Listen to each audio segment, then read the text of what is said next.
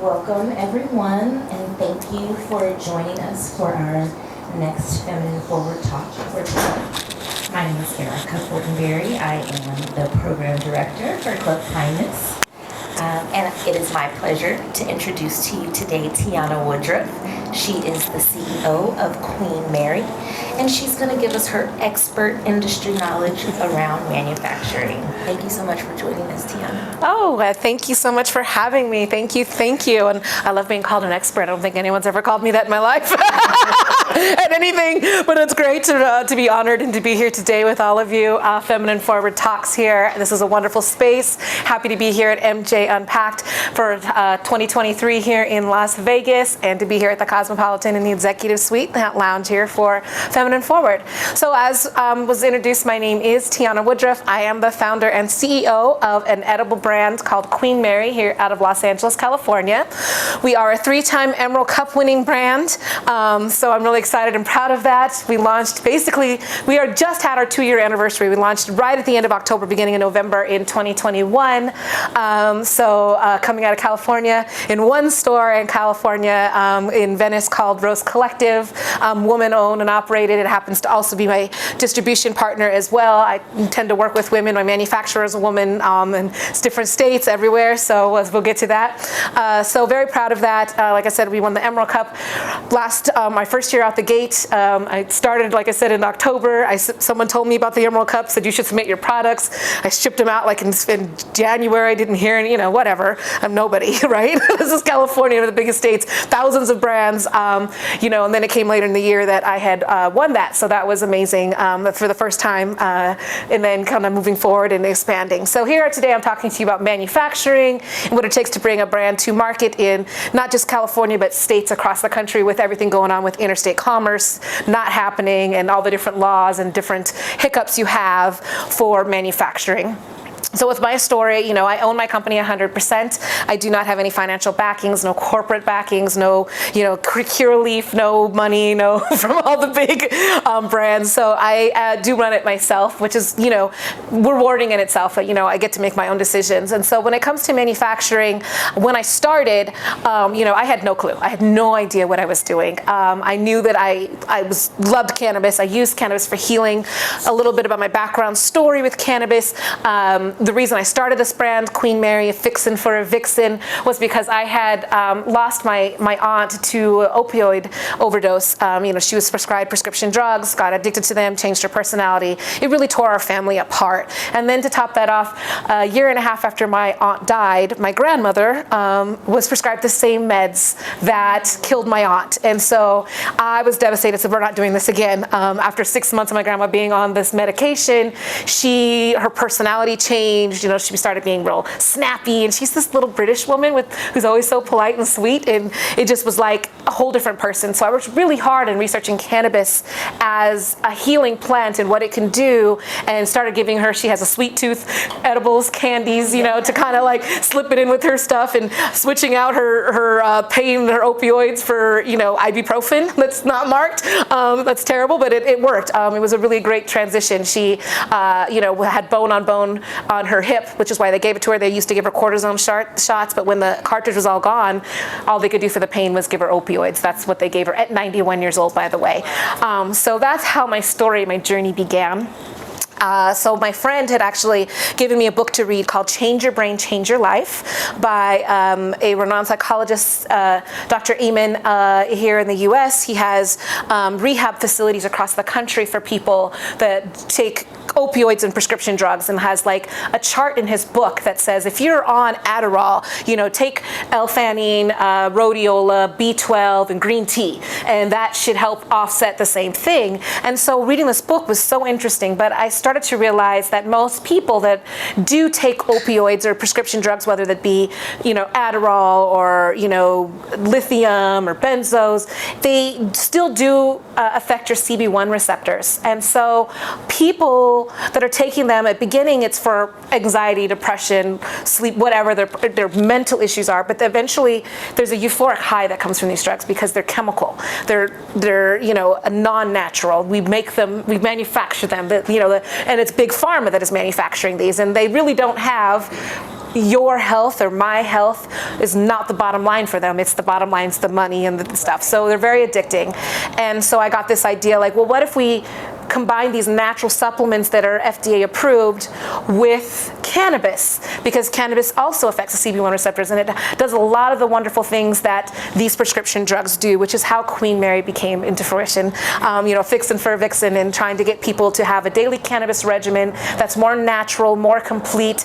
And how do we get there? Like, once again, I was buying stuff and didn't know anything, and so I started, attending cannabis events, doing stuff online. At this time, it's 2020. We're in the pandemic, so there's not really stuff going on. It's mostly Instagram and Zoom meetings and all these different things. So I really immersed myself into the whole business and everything going on, and trying to make ways, and came across Supernova Women and a lot of other groups along the way, and watching the things change. It seems like a lifetime ago, because in 2 years cannabis has completely changed face from 2020. We've taken on all these new states that have come online. We've got all this just new information, and people have come and gone in the business. We've watched big corporate companies do it wrong and go out of hurt the little guy and go out of business. And so one of the big key factors in cannabis is, of course, manufacturing. And I kind of throw manufacturing in with growing a little bit, because you still are, if indoor cannabis growing is manufacturing, you are manufacturing the plant. You're not growing it in the soil. You're not growing it naturally outdoor, as we had a wonderful talk earlier about that. No, you're manufacturing it in an indoor facility. So there's two ways to do it. There's the extraction process where people grow indoors, and then there's also, manufacturing for products, for goods. People love topicals. We love to do edibles. We love to have tinctures, just all the different ways to do that. And well, how do we do that? How do we get cannabis into a more daily routine rather than just smoking it? Because smoking it also comes with a stigma, right? It comes with the smell, the scent, the judgment. So how are there other ways to open up the cannabis space? And that comes with manufacturing. It's key. And I think a lot of people don't understand what that is and how to go about it.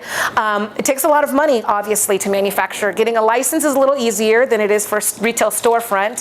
But without manufacturing and the right processes, retail has nowhere to go. There's nothing for retail. So, we got to still harvest the plant. And so in my journey, one of the first things we had to do was figure out what kind of ingredients do we want in our plant. We want to keep it clean.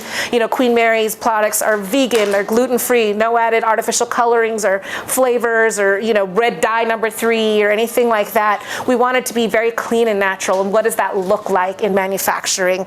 It's difficult, to say the least. It's also not always cost efficient. Yeah. I get a lot of pushback from people about the cost of our products, and I keep it as low as possible for manufacturing. And so being one of the first brands to come out with a true daily cannabis regimen and a wellness line, and inventing products, taking products that exist. I mean, I didn't invent tinctures, and I sure as heck didn't invent gummies, but adding adaptogens that go into that, and researching the FDA and what's allowed to mix with cannabis, because those laws have changed. When I started, you couldn't put caffeine with cannabis. That was not a thing. It was illegal. Now you can. It's only been 2 years. So these are a lot of things you have to learn about, and cannabis is also the structural, the laws behind it are constantly evolving, and it's up to you, the owner of the business or the manufacturer, to stay on top of that. It's not like the state is sending a memo hey, by the way, we did this and right now we're doing that. It is literally on us to keep up with what is going on, and also, what's ever changing.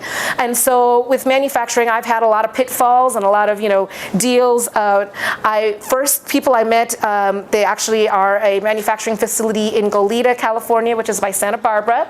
Woman owned and operated. It's called Splash Nano. They invented a fast-acting liquid form of cannabis, which is what I decided after researching would go into our edibles, to be fast-acting. I think part of the problem with edibles that people have is they take so long to hit your system, to digest with the oils and everything.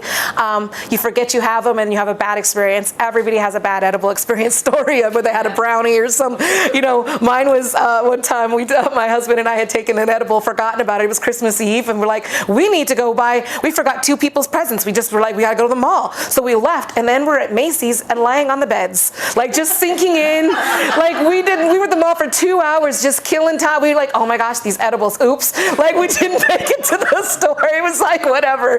Trying out the mattresses in Macy's was a little distracting. But so the whole goal of manufacturing good products and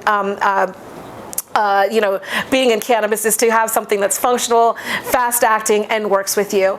And so I had to really learn about, different cannabinoids, what they are, how they work.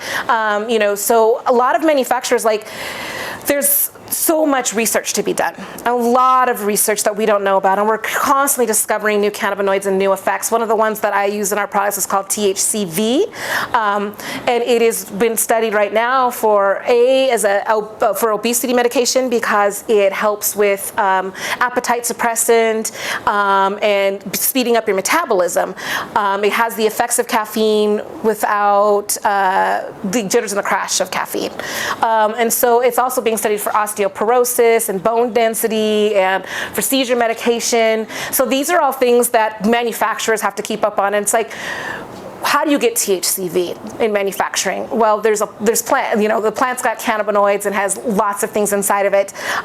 From what I know of THCV is outdoor plants, African strains like Durban poison actually have a higher strain. So if a plant tests at like 27% THC, 30%, probably 8 or 9 of it is THCV. So you can imagine how much of the plant has to be manufactured and processed just to get that liter of pure THCV.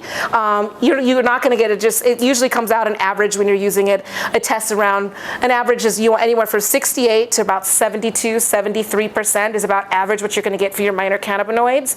Unlike distillates, which is just straight THC extraction from the plant. Distillate is what people use. THC gets you high, but it really has no nutritional value, THC itself. Not nutritional, but I guess it doesn't have the effect that helps our inner cannabinoid system. If we found that in research, the minor cannabinoids from THCV, THCA, CBN, all of these things really help with our inner cannabinoid system, and they're found in fruits and vegetables, and with also the terpenes of linalool and why am I running a blank? Mycene and these different things that help you out, and then it become what people start to use. And so in manufacturing, you have a facility, you have to extract and test and do all of these things to get these products and then market it to the public and to the general public. And for me, manufacturing, there's 2 different types of manufacturing. There's a manufacturing facility that makes makes concentrates to go into edibles. Also the manufacturing facility that makes edibles. Sometimes they're in a shared kitchen or just in a facility, and then there's the manufacturing process for processing the raw plant itself. And so for me, we don't do so much as for the brand yet. I don't have a farm. I don't grow and manufacture and harvest the plant, but I do have to search and find manufacturers that have good concentrates and good levels and a decent price and things like that. And in my journey, I have met so many wonderful people that care about the plant and manufacture it in different ways. One of the stories I had, so when I went into production for Queen Mary's edibles, I had to learn about, whether I was going to use distillate, rosin, resin, all these different things and what they entail. And of course, rosin has become, the crown jewel, what everyone wants to use, because though it's the easiest extraction process, it is the most expensive, because you would think it wouldn't be, because extracting pure THC is easier than just pressing the plant and having all of the cannabinoids come out and separating them that way. To do rosin, it's a fresh pressed cannabis. What they do is it's the heat and pressure, that's all it is. And then it basically comes down like wax, the oils, and they put it into a vat of ice water to kind of harden it so you can harvest all of the wax.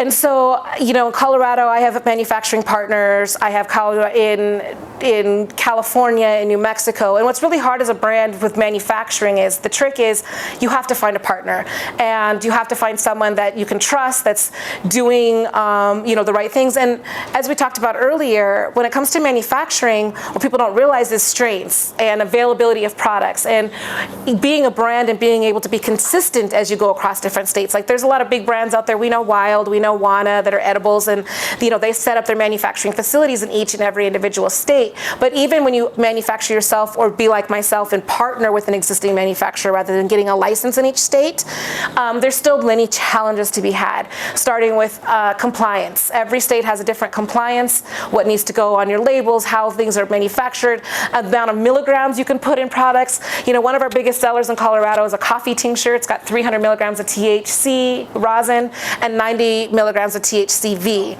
In California.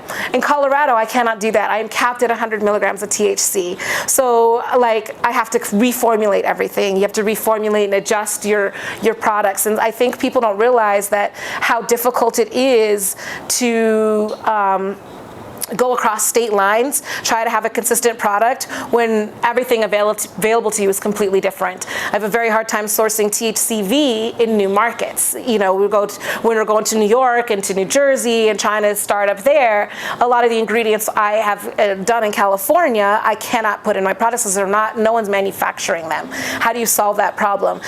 What we really need to have is interstate commerce. Interstate commerce will really solve that problem.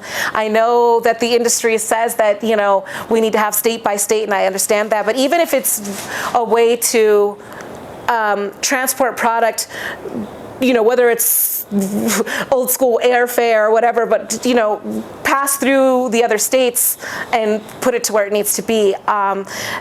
Interstate commerce and testing are the two biggest things that need to be industrialized and kind of universal across the country. Thank you for that. I was like, what's the word I'm looking for? Universal. I have horror stories I could tell you about with manufacturing and manufacturing partners. One of my first states I was going to look into manufacturing was in New Mexico, and I found a partner. Things were going well. You think you have everything ready and contracts are huge, and then you come down to it and you realize that you and the people you're with aren't on the same level. You're not. You can't agree. Like, the contract said this, but they want to say that, and so you have to. It's easier to sometimes just walk away and start again. I'm sorry.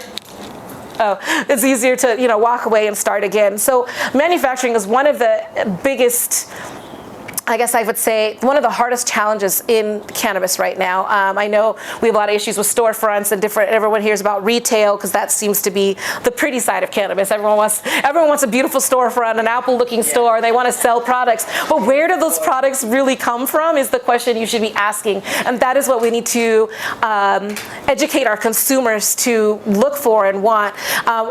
We are so past the days of the highest THC content, or, is it indica or sativa. Like, there's so much more to be known, and I think a lot of it is, we're relying on bud tenders who aren't pharmacists.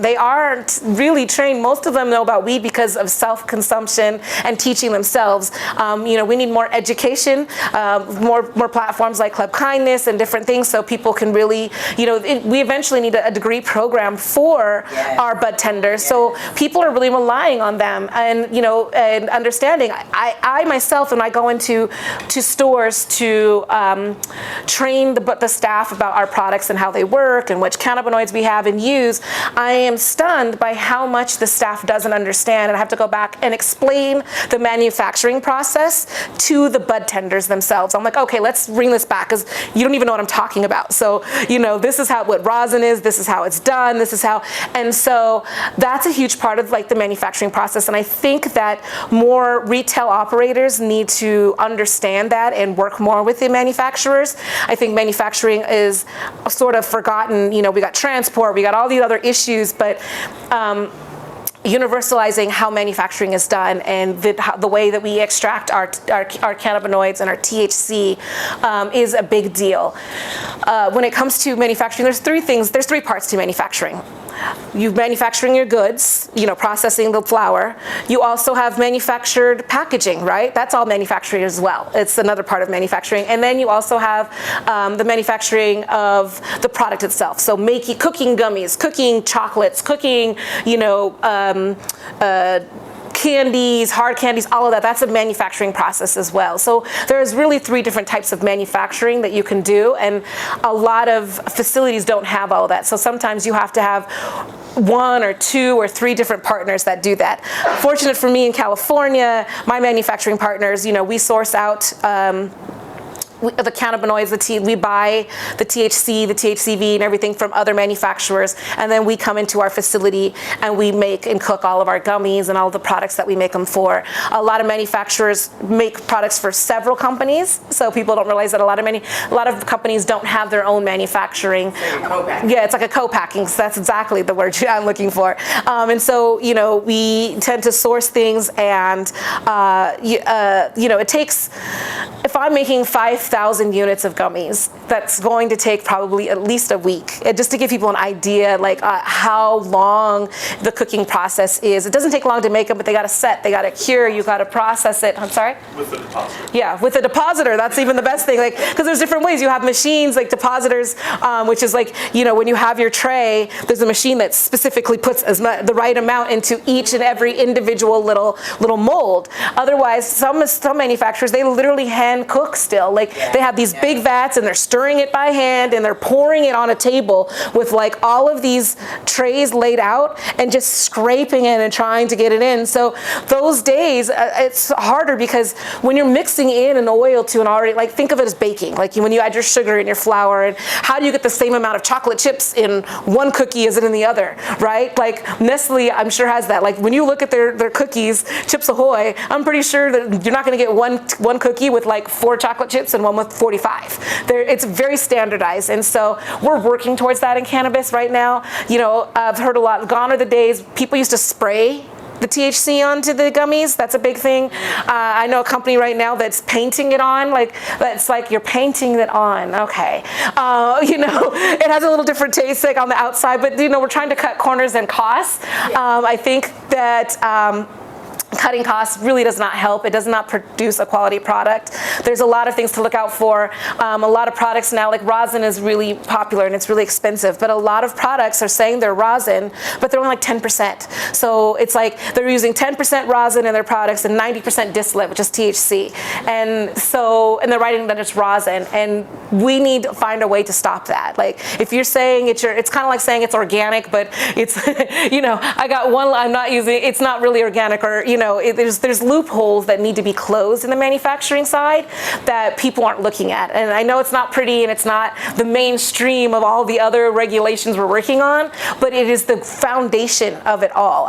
Manufacturing and growing is the foundation of cannabis. If you either you grow it in a field, or if you grow it even indoors, that is the basis of everything. We wouldn't have retail stores, we wouldn't have products, we wouldn't have brands, we wouldn't have anything without that. And so I think we need to also understand the importance of manufacturing and what it looks like. And people don't ask those questions. They don't want to know, when it comes to flower, they'll be is it sun grown? Is it this? Is it that? But when it comes to edibles, they just don't know. And when I talk to consumers, they have no idea. They just have their story about, I don't do edibles. I have to ask, well, why don't you do edibles? Okay, well, things have changed. We're evolving. We're using different machinery. We have different standardized testing for what it is, what's in it. No pesticides, no chemicals. So, when it comes to starting in a state like California, which is the biggest, right now in the country, it's the biggest market for cannabis, and there's a lot of competition. And how do you manufacture goods that people want and to be different and to find your niche in the market? Welcome, come on in, everybody. We're here just chatting it away. So that is part of the things that we need to do and look at.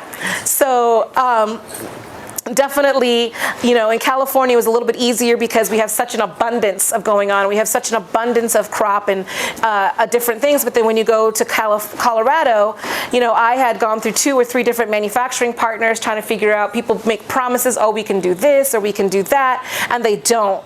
I remember I had a conversation with a manufacturer in Michigan that actually approached me at an event that I was doing, and they wanted to bring my brand to Michigan. And I'm like, great, we have this huge meeting, and they're talking to me, and in this meeting I'm like, literally my jaw drops and I'm trying to smile because we're on Zoom, because they're just like, well, we manufacture but we don't know anything about making gummies or edibles. And I'm like, well, then why did you come to me? And they're like, we want you to come out and teach us. And then I'm like, do you have a deposit or do you have this equipment? No. Do you want to purchase it? And I'm thinking to them, like, why? You have a facility, yes, but you want me to buy the machinery, teach you how to make it, and be there? Why? I'll just go get my own license in that state at this point. Like, why would I be partnering with you, like, if you don't have anything to offer? But there are a lot of new states, and I understand that when they come online, the manufacturers have no clue. They don't understand. They know how to process flour into jar, but when it comes to, extractions and making products,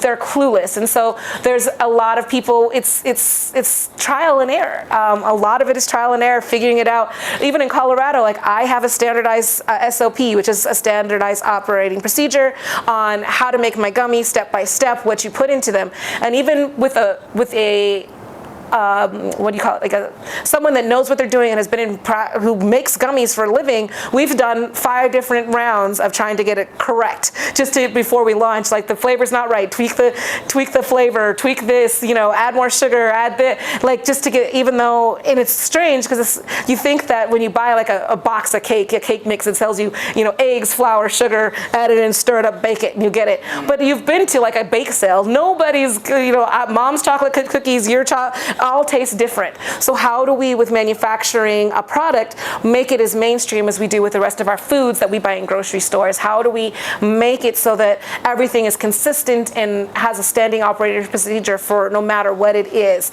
And the way you make your brand different and stand out is, what are the cannabinoids you're adding? Is it fast acting? Is it vegan? So being a vegan edible, you're not made from you're not using any glycerin or gelatin.